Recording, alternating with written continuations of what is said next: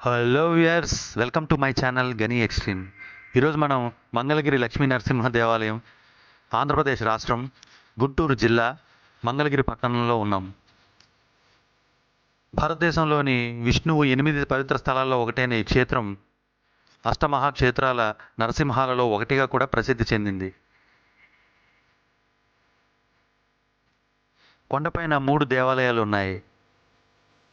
కింద శ్రీ లక్ష్మీ నరసింహస్వామి దేవస్థానం ఉంటే, మిగిలిన 2 కొండపై పానకాల నరసింహ ఆలయం మరియు గుండాల నరసింహ ఆలయాలు ఉన్నాయి.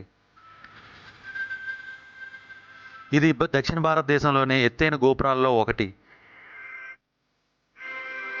భారతదేశంలోని ఈ భాగంలో మాత్రమే దాని రకం ఒకటి. ఇది 157 అడుగుల ఎత్తు, దాదాపు 47 మీటర్లు మరియు 49 అడుగుల వెడల్పు, దాదాపు 15 మీటర్లు మరియు 11 అంతస్తులు కలిగి ఉంది.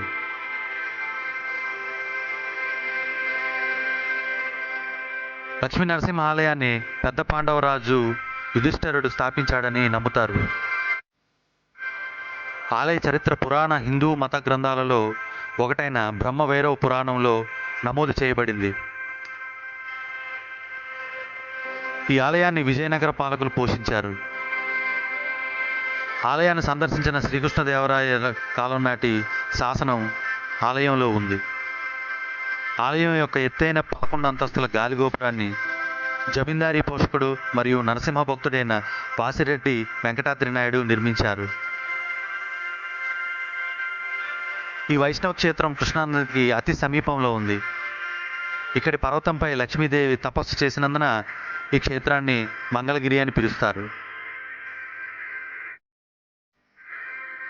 మంగళగిరి శ్రీ లక్ష్మీ నరసింహస్వామి వారి గాలిగోపురం రాష్ట్రంలో అత్యంత ఎత్తైనది. 2 శతాబ్దాలను పూర్తి చేసుకుంది.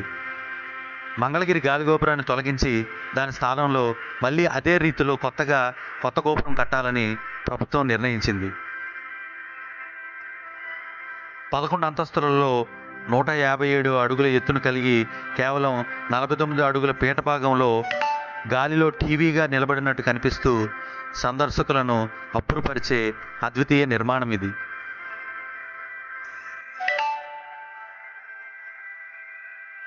దీనిని 1807-9 కాలంలో నాటి ధరణికోట జమీందారు శ్రీ రాజా వాసిరెడ్డి వెంకటాద్రి నాయుడు నిర్మించాడు.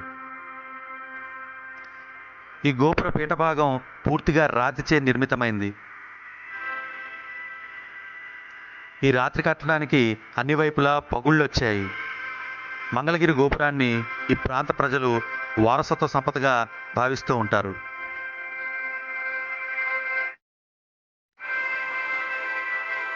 ఈ పురాతన లక్ష్మీ నరసింహస్వామి దేవాలయం పరిపాలన మంగళగిరి తాడేపల్లి నగరపాలక సంస్థ నిర్వహిస్తుంది. తంజావూరు రాజు సరపోడి గుడిని సందర్శించి దక్షిణావర్త శంఖాన్ని బహూకరించారు. అలాగే పెదరామానుజీయరు శ్రీరామనామ కృతు స్తూపాన్ని స్థాపించారు.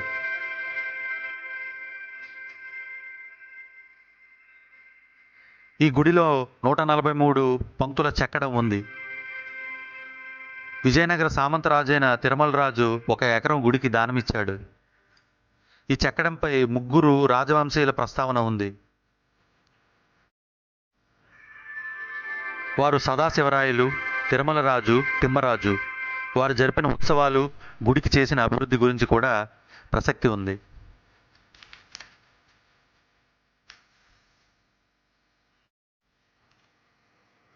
గుడి కోసం 5 విధాల విగ్రహాలను, 10 రకాల ఉత్సవ రథాలను తయారు చేయించారు. కోనేటిని తవ్వించారు, పూల తోటలను పెంచారు. మంగళగిరి మధ్యలో శ్రీ లక్ష్మీనారాయణ స్వామి దేవాలయానికి చెందిన 1/2 ఎకరంలో వైశాల్యంలో కోనేరు ఒకటి ఉంది. దీని పేరు కళ్యాణ పుష్కరిణి. 1558లో విజయనగర రాజులు దీనిని తవ్వించారు. చాలా లోతైన ఈ కోనేటికి 4 వైపులా మెట్లు ఉండి 2 పెద్ద బావులు ఉన్నట్లుగా భావిస్తారు. అందులో ఎంతో విలువైన సంపద దాగుందని ఇప్పటికీ ఇక్కడ ప్రజలు భావిస్తూ ఉంటారు.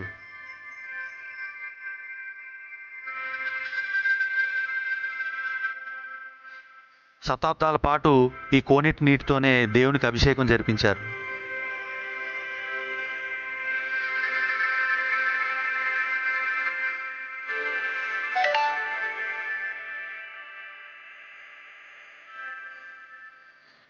దేవాలయం వేరుక ద్వారం, అమ్మవారి ఆలయాల్ని మనం ఇక్కడ చూడవచ్చు.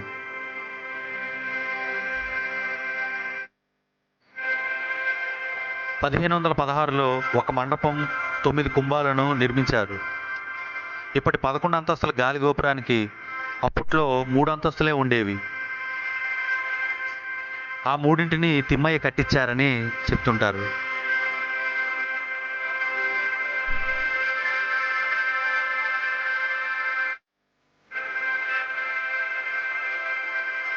శాసనం ప్రకారం నరసింహస్వామి గుడికి ఈ పట్టణాన్ని దానం ఇచ్చారు. దేవునికి దానం ఇచ్చారు కనుక విజయనగర సామ్రాజ్యంలో మంగళగిరి ఒక దేవభూమి.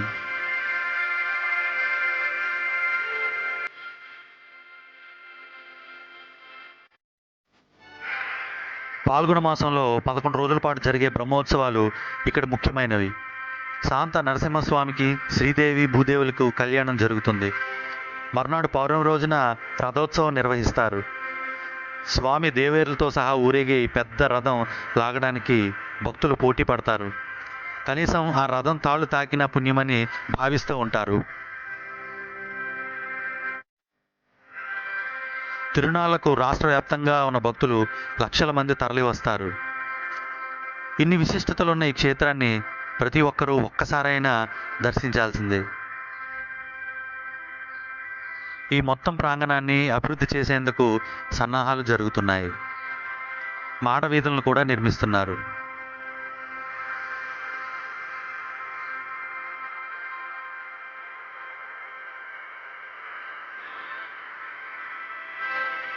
మరో చోట మరో వీడియోతో మళ్ళీ కలుసుకుందాం. Thank you for watching my video.